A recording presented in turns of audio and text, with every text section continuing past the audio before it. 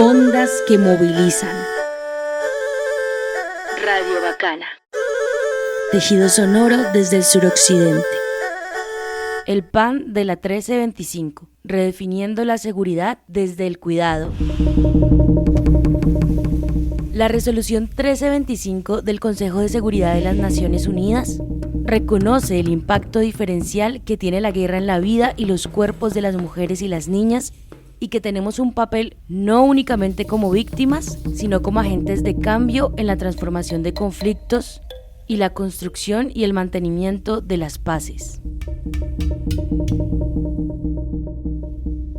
Es una herramienta para que las organizaciones de mujeres y feministas exijan presupuesto, garantías de seguridad y voz en las decisiones locales y nacionales. ¿Qué ha pasado con la implementación de estas medidas en Colombia?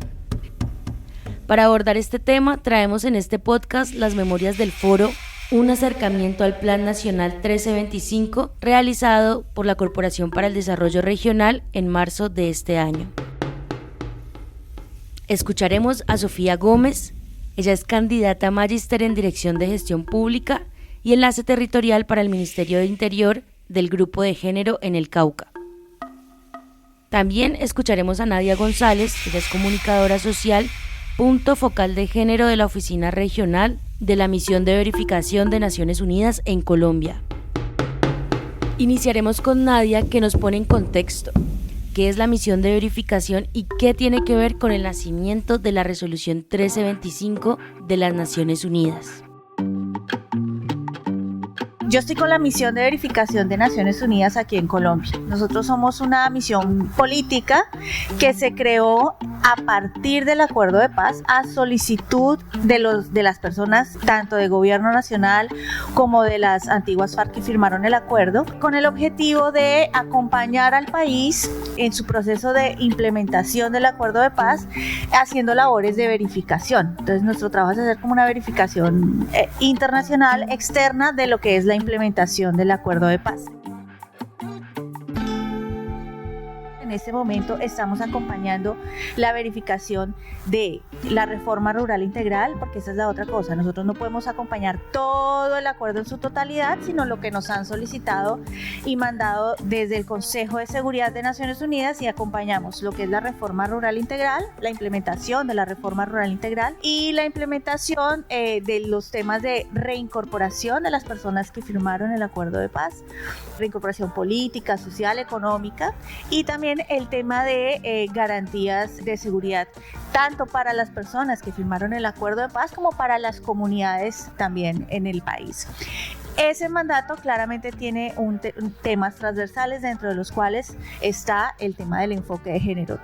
El trabajo de verificación que nosotros hacemos tiene que incorporar los enfoques transversales de género, étnicos, que además se deberían también estar teniendo en cuenta dentro de la implementación del acuerdo. En ese sentido, siendo nosotros como un dependiente del Consejo de Seguridad de Naciones Unidas, contarles que allí fue donde surgió la resolución 1325, que tiene ya va a cumplir este año, cumple 26 años de firmada esa resolución.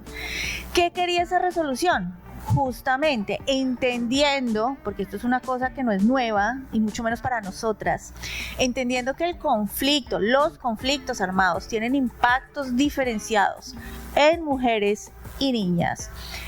Hay que obviamente atendernos de manera diferenciada. Y también, como lo mencionaba la compañera en la introducción, no solamente por el tema de los efectos del conflicto, los esfuerzos que hacen las mujeres, no solo en Colombia, en el mundo, por mantener las sociedades cohesionadas, por construir esas paces de las que están hablando tan acertadamente aquí. Entonces, era increíble hace 20 años, y lo sigue siendo ahora, más 26 casi, cómo era que las mujeres no estábamos siendo tenidas en cuenta en ese sentido de diferencial. Entonces, con ese espíritu, se propuso la resolución 1325 en este marco del Consejo de Seguridad, y se aprobó en el año 2000. Hasta el año pasado, ya 96 países en todo el mundo habían diseñado sus planes de acción nacional. Colombia vino a firmar el año pasado su primer plan. Hay países que ya tienen 2, 3 planes ya desarrollados. Y nosotros, a pesar de ser un país que lleva en un conflicto prolongadísimo, apenas hasta hace muy poco logramos sacar adelante, diseñar un plan de acción nacional.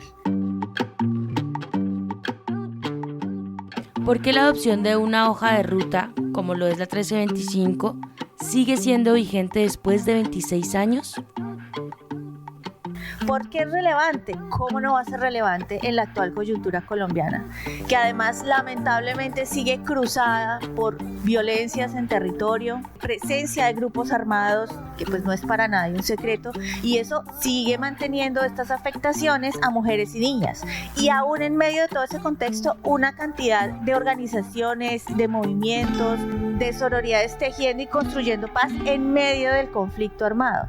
Entonces, esa realidad tan particular de Colombia, que nos hace tan únicos, lamentablemente, hace que esta resolución, a pesar de parecer una resolución muy vieja y muy antigua, sea más que pertinente en el contexto actual en el que estamos. Entonces, en ese sentido, creo que entender un poco esa sombrilla de dónde viene. Además, las resoluciones de Naciones Unidas, las que se adoptan en el Consejo de Seguridad, son de obligatorio cumplimiento de los países que las suscriben. O sea, no es si quieren, si no quieren, es de obligatorio cumplimiento. Por eso es que, oye, pero la resolución no se puede quedar con lo que diga el Consejo de Seguridad, sino que para poder implementar esa resolución es que los países crean los planes de acción nacional, porque no todas las realidades en todos los países son las mismas. Entonces, cada país tiene que hacer su plan como su camisa a la medida. Entonces, en ese sentido, creo que el caso colombiano, seguramente, al igual que con el acuerdo de paz, en la medida en que podamos avanzar en la implementación de este plan, vamos a poder entregar muchas lecciones a otros países que vienen desarrollando planes o que todavía lo están pensando si lo desarrollan o no según sus necesidades, por esta realidad tan particular que tenemos, tanto del conflicto en el que vivimos como de la resiliencia y la resistencia y los ejercicios de construcción de paz de las organizaciones de mujeres en todas sus diversidades en territorio.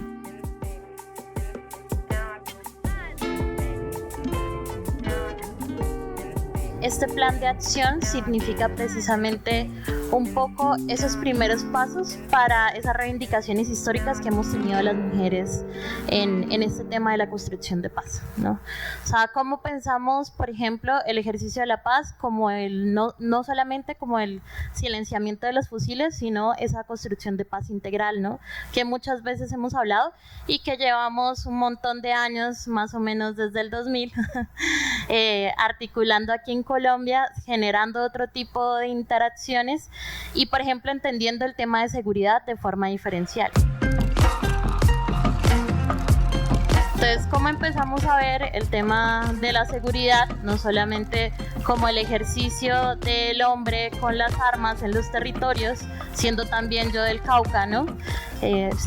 Habiendo sido analista de conflicto armado en el Cauca, sino que también se generan otros tipos de seguridades un poco más relacionadas a la construcción o la reconstrucción del tejido social, que muchas veces ese ejercicio lo hacemos las mujeres. Entonces, como este plan de acción, cuando vemos las líneas estratégicas, pues no solamente nos habla del tema de, por ejemplo, la protección a personas en los temas de seguridad y demás de forma clásica, sino que también nos habla, por ejemplo, de cosas básicas como la eliminación de las violencias hacia las mujeres. Cómo también la paz o la construcción de paz implica cambiar esas situaciones estructurales de este país que han generado esas desigualdades y que hacen que este conflicto pues siga en el tiempo, ¿no? Entonces, un poco este ejercicio del plan de acción también reivindica esas luchas y esas voces de las mujeres en su diversidad. Creo que son los primeros pasos, creo que todavía falta un montón. Por ejemplo, tiene enfoque territorial, pero no ha sido territorializada, entonces pues ahí tenemos una gran contradicción del plan de acción. Pero sí es como ese primer bagaje de que la institucionalidad nos empiece a escuchar a nosotras las mujeres. Y no desde las experiencias de otros países, sino desde las voces propias de los territorios, de las mujeres diversas, ¿sí? De esas necesidades que nosotras vivimos en estos espacios y más desde el suroccidente colombiano. ¿Y por qué es importante en esta coyuntura?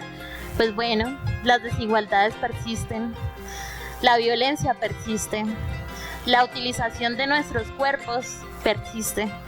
Entonces, es fundamental cómo empezamos a generar ciertas estrategias y ciertas garantías desde la institucionalidad, que ha sido totalmente olvidado pues en estas regiones, para la construcción de paz, pero también para una vida digna, ¿sí? Para empezar a cambiar esas situaciones estructurales que han hecho que este conflicto pues permanezca. Vemos que Colombia estaba entonces en deuda de un plan de acción con enfoque de género diferencial frente a la guerra, y al tener también un enfoque territorial, es importante entender qué aporta específicamente este plan para la macrorregión del Pacífico. Estamos hablando de una de las regiones más afectadas por el conflicto armado. Estamos hablando de que el número de cultivos ilícitos más grande está en Nariño y Putumayo, incluyendo también el norte de Santander, y donde la mayoría de acciones armadas se dan en un departamento como el Cauca. Entonces creo que es totalmente pertinente, pues porque el conflicto continúa. Sí, pero más allá de que el conflicto continúa, también es que brinda ciertas herramientas para que esta periferia, sí, que sigue siendo periferia, pues tenga también insumos desde la institucionalidad para generar otro tipo de relacionamientos.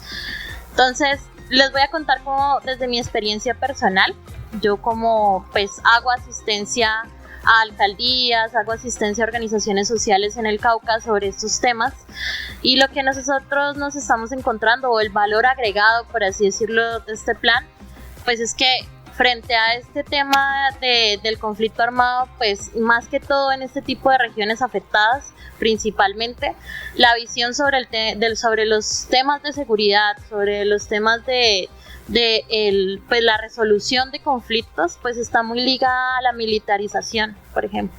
Está muy ligada a ese uso de las armas, y las alcaldías también. Entonces, por ejemplo, en sus planes de convivencia y seguridad ciudadana, pues vemos todo ese enfoque desde la seguridad que viene de Álvaro Uribe, ¿no? O sea, toda la seguridad democrática. Entonces, este plan lo que nos permite también es encontrar otras visiones frente al tema de seguridad y la construcción de paz y la construcción del territorio mismo. Este plan lo que hizo fue, durante su proceso de construcción y como quedó consignado, primero que todo reconocer el liderazgo de las mujeres constructoras de paz, y en ese sentido promover su participación. Yo creo que en la macrorregión Pacífico, a pesar de ser de esas regiones de violencia y exclusión histórica, están viendo en la región en la que justo yo creo que a propósito de esos ejercicios violentos se han construido liderazgos y organizaciones de mujeres supremamente fuertes, que están haciendo un trabajo ante la ausencia del Estado, supremamente interesante, relevante, pertinente además, y ajustado también a la territorialidad étnica, ¿no? Porque pues una cosa es el centralismo del Estado, de su cosmovisión y visión de lo que es, o debe ser, por ejemplo, la seguridad, como mencionaba aquí la compañera, el cuidado, el autocuidado, la protección, y otra cosa es la visión de una lideresa afro o indígena en territorio. Entonces, como este plan se construyó de manera participativa, porque se hicieron varios foros regionales y se escucharon las voces de las mujeres, esas solicitudes y esas inquietudes quedaron incluidas en este plan. Entonces, una de los aportes fue que se tenía que tener en cuenta el liderazgo de estas mujeres, liderazgos históricos que persisten, que permanecen en territorio. O sea, ellas no son funcionarias que entran, salen y se van, ellas están allí y tienen procesos ya construidos. Entonces, en este plan se pide primero reconocerles, segundo promoverles, generar para ellas también nuevos espacios de participación. Incluyó también, por solicitud de los movimientos de mujeres y de las organizaciones, el enfoque étnico, el territorial, y una particularidad muy de este plan que creo que no hay en planes de otros países es el enfoque antirracista. Creo que eso es un valor agregado de este plan que habrá que ver cuando logremos avanzar más en su implementación, cómo se le saca un buen provecho, sobre todo en esta macrorregión del Pacífico. Eso por un lado creo que son como las bondades del diseño de este plan que le dan perfecto a claves de aplicación y de pertinencia en esta macrorregión. La idea también es que en este plan quedaron consignados estos conceptos de lo que es el cuidado colectivo, la defensa del territorio, todo lo que es memoria y sanación. Todo eso no viene del Estado, eso viene de las organizaciones étnicas. Entonces, que hayan quedado incluidas como conceptos y como premisas en este plan también creo que es una victoria muy importante y es un hilo del cual en esta macrorregión se puede estar jalando. Para jalar de esos hilos y que estos instrumentos, hojas de ruta, documentos, se vuelvan acciones concretas, es importante entender a quiénes les compete su implementación, exigirla y hacer seguimiento a su cumplimiento. Por eso quisimos también conocer a marzo del 2026 en qué había avanzado el plan de acción. No hemos empezado la implementación. Tengo que empezar por ahí. Estamos en un ejercicio franco y no vamos aquí a tirar pirotecnia. No hemos empezado la implementación. El plan se construyó. Fue un ejercicio de construcción súper valioso, participativo. Se hicieron foros regionales, macrorregionales. Fue un proceso de construcción muy rico, muy provechoso y que yo creo que puede servir de ejemplo. Ese proceso de construcción, fantástico, chulo, aplauso de la comunidad internacional.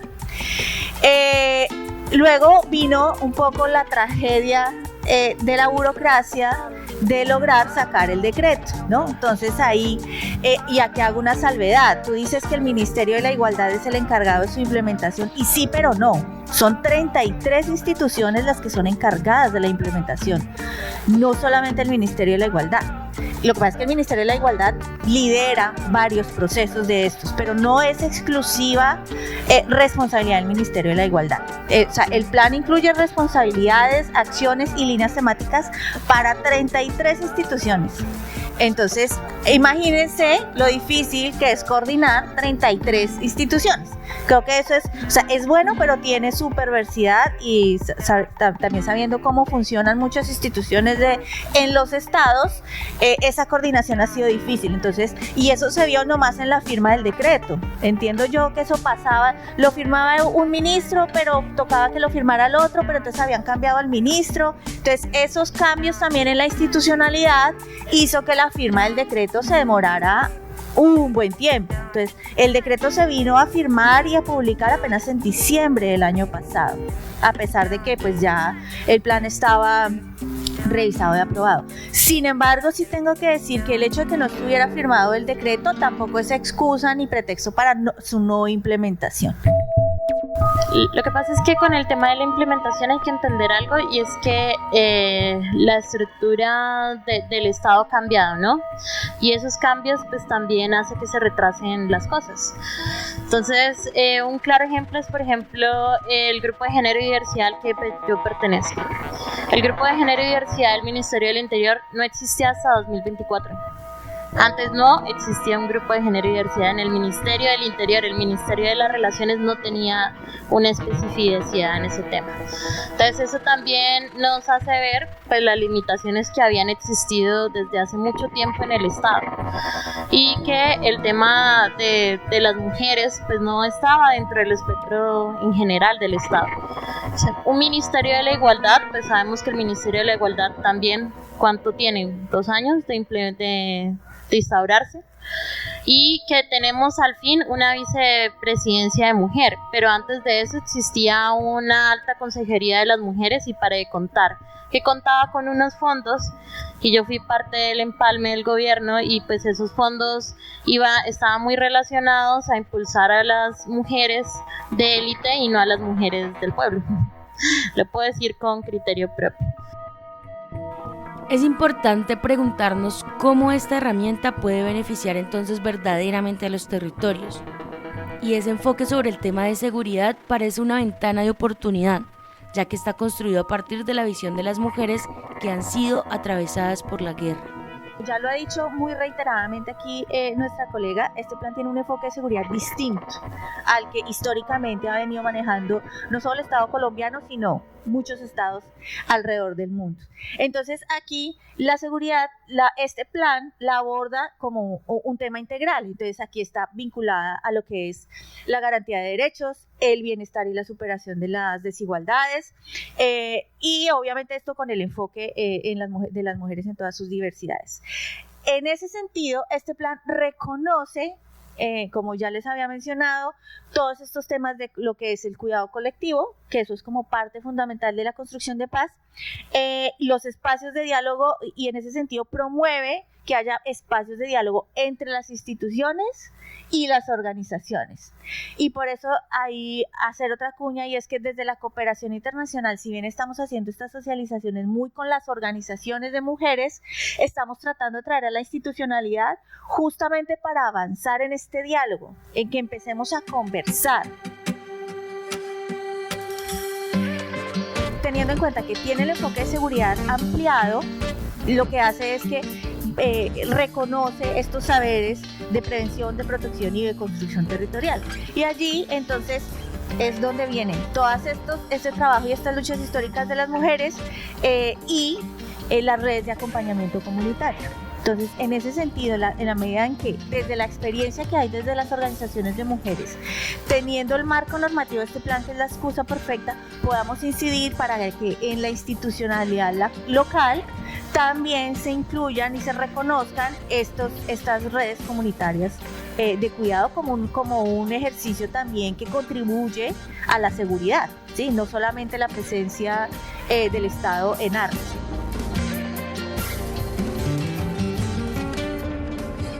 Pero entonces creo que hay dos temas claves ya como en función de pues, el tema de la acción, pues ¿qué hacemos? Una, y es que los planes de convivencia y seguridad que antes eran inamovibles y que solamente se creaba uno y para de contar, ya pueden ser actualizados actualmente, ¿no? O sea, ustedes como mujeres de la sociedad civil y como mujeres organizadas pueden pedir la actualización con el enfoque de género en sus planes de seguridad y convivencia ciudadana, que ahí yo creo que es clave empezar a hablar y tener, vea, está la resolución, está el plan de acción, y el plan de acción dice que se debe implementar ese enfoque de género en esa construcción diferencial de la seguridad.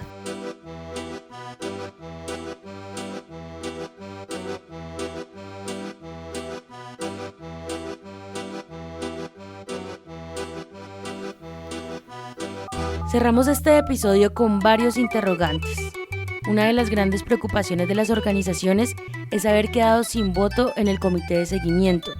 Hoy, su rol se limita únicamente al de veedoras. En lo local nos preguntamos qué avances reales reportan hoy la alcaldía y la subsecretaría de la mujer. Pero el panorama se torna aún más complejo frente al gobierno entrante.